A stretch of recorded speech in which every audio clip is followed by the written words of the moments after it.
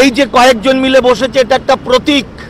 তার কারণ পশ্চিমবঙ্গের কোটি কোটি জনগণ, মানে সেকুলার মানুষ, হিন্দু, মুসলমান, খ্রিস্টান, বৌদ্ধ, শিখ সকলেই মনে করছে বাংলাতে আর আমরা গণতন্ত্রের চতুর্থ স্তম্ভ বলে নাটক করা, প্রচার করা, আর বাংলাকে আর থাকতে দেব না, আর বাংলাকে আমরা বাংলা থেকে উচ্ছেদ করব। এটার জন্য আর বাংলার কর্মীরা, এটা আমি দায়িত্ব নিয়ে বলছি, এরা বলছে কিনা আমি জানি না, আর বাংলার ছেলেমেয়েরা যেখানে যাবে রিপোর্ট করতে তাদের পেটাও। যারা হিন্দু মুসলমান দাঙ্গা করবে, যারা আমার ভারতবর্ষের গণতন্ত্র ধ্বংস করবে, যারা সংবিধান ধ্বংস করবে, যারা সেকুলার বা ধর্মনিরপেক্ষ শব্দটাকে নিয়ে নাটক করবে, কুৎসা রটাবে, তাদের থাকার অধিকার নেই ভারতবর্ষে।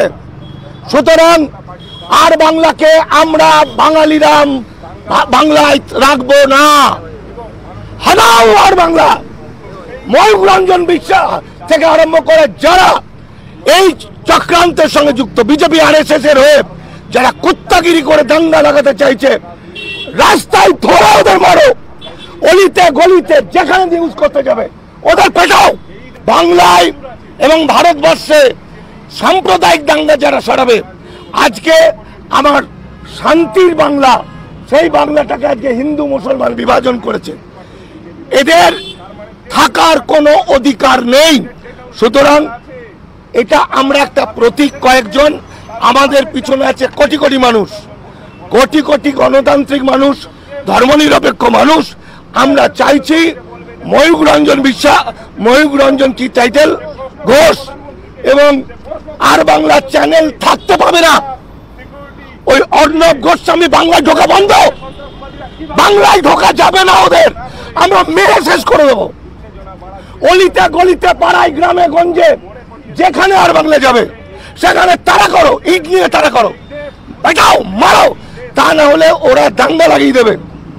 আমার শান্তির বাংলাকে ওরা হিন্দু মুসলমান বিভাজন করে শেষ করে দেবে।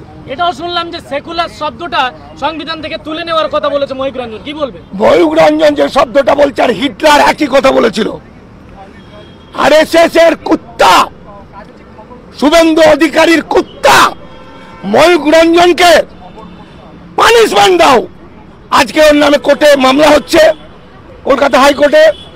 ও 71 এর পরে আসা অবৈধ অনুপ্রবেশকারী।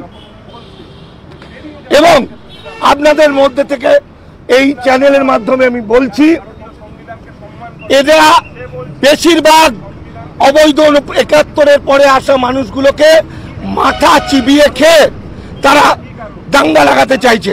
বিজেপি করা, আরএসএস বিজেপি করা বাংলাদেশিদের আমরা ধরিয়ে দেবো, আইনের আওতায় এনে দাও। যারা বিজেপি করে এবং বাংলাদেশি মাল ময়ূকের মতো, আমি মামলা করেছিলাম, সে মামলার রায় বলছে, এবং ইমিগ্রেশন অ্যান্ড ফরেনার্স অ্যাক্ট, এই দুটোতে যে যেখানে পারবেন ওদের নাম ঠিকানা যোগাযোগ করুন, করে ওদের মামলা করুন, ওদেরকে আমরা নদী পার করে দিই, বাংলাতে চলবে না। শুধু তাই নয়, কাজী নজরুল ইসলামের একটা লেখা, যেটা মোরা এক বিন্দে দুইটি কুসুম হিন্দু মুসলমান, এই যে এই লেখাটাকে নিয়ে ব্যঙ্গ করেছে, কি বলবে? ওর বাপের ক্ষমতা আছে কাজী নজরুল ইসলাম পায়ের লোকের যোগ্য হওয়া। আমরা ভারতবাসীরা এবং বাঙালিরা আমরা আমাদের সম্প্রীতির প্রতীক, মোরা একই বিন্দুতে দুটি কুসুম হিন্দু মুসলমান। সে হিন্দু মুসলমান বিভাজনকারী যারা, তারা দেশের শত্রু, গণতন্ত্রের শত্রু। পশ্চিমবঙ্গটা বিশাল বিশৃঙ্খল হয়ে উঠবে, এই পরিস্থিতিটা আমরা দেখতে চাইছি না। সেজন্য আমরা চাইছি যে ওই রোগীটাকে এখান থেকে বের করে দেওয়া হোক এবং তাকে অবিলম্বে গ্রেপ্তার করা হোক, শ্রীঘরে পৌঁছে দেওয়া হোক তাকে। কারণ সে সংবিধানের বিরুদ্ধে কথা বলছে, যে সংবিধানের উপর ভিত্তি করে আমরা দেশবাসী রোজ সকাল ভোরবেলা থেকে আর সন্ধ্যে পর্যন্ত, রাত পর্যন্ত আমরা দিন কাটাই। প্রত্যেক দিন সকালবেলা উঠে আমরা রামের দোকানে চা খাই, আমরা শফিকের দোকান থেকে মুরগির মাংস কিনি।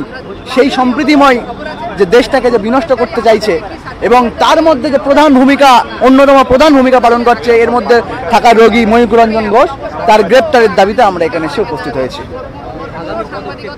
আমরা আগামী পদক্ষেপ, যদি না এই এরকম বড় ধরনের সন্ত্রাসকে প্রশ্রয়কারী এবং প্রচারকারী, দাঙ্গাকে প্রচারকারী এই ময়ূকরঞ্জন ঘোষ যদি গ্রেপ্তার না হয়, তাহলে আমাদের আন্দোলন আরও বৃহত্তর হবে।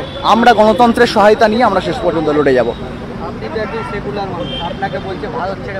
হ্যাঁ, আমাকে বলছে ভালো ছেড়ে পালেন, আমি পালাবো? আমি তো ভয় পেয়ে গেছি। কে ময়ূকরঞ্জন? কে? ওর বাপের দেশ? ময়ূকরঞ্জন কে? কি আছে ময়ূকরঞ্জনের কাছে? শুধুমাত্র আছে RSS এর দেওয়ার টাকা। যে টাকা খেয়ে আজ সে দাঙ্গার দালালি করছে, বিশৃঙ্খলার দালালি করছে, অশান্তির দালালি করছে। এই ময়ূকরঞ্জনের কথাকে আমরা পরোয়া করি না, শুধুমাত্র সম্প্রীতি রক্ষার স্বার্থে। আমাদের পশ্চিমবাংলার, যেহেতু আমরা পশ্চিমবাংলার বাঙালি মানুষ, বাংলাভাষী মানুষ, আমরা চাই যে এখানে সম্প্রীতি বজায় থাকুক। তাই এই রোগীটাকে যাতে যত শীঘ্রই সম্ভব, অ্যাজ সুন অ্যাজ পসিবল, এই রোগীটাকে যাতে এখান থেকে বের করা হয়, সেই চেষ্টাকে আমরা জারি রাখার জন্য আজ আমরা প্রথম এখানে এসে হাজির হয়েছি।